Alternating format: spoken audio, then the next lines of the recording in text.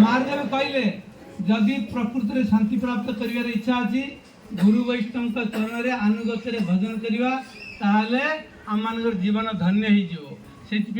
सावधान रे संसार रे कौन वस्तु रे कौन व्यक्ति पाखे कौन पदार्थ रे आनंद नहीं नहीं नहीं आउ जी भावी अच्छी सी सब बड़ मूर्ख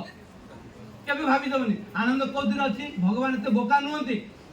ए संसार भितर आनंद रखिकी ए संसार टाक दुखालय बोली कहले कौन कहले संसार को आनंद कौन मिल ये तो दुखर आलय आनंद कौटी अच्छी भगवान से बहुत चालाक करके देखिले एत दुख रखिले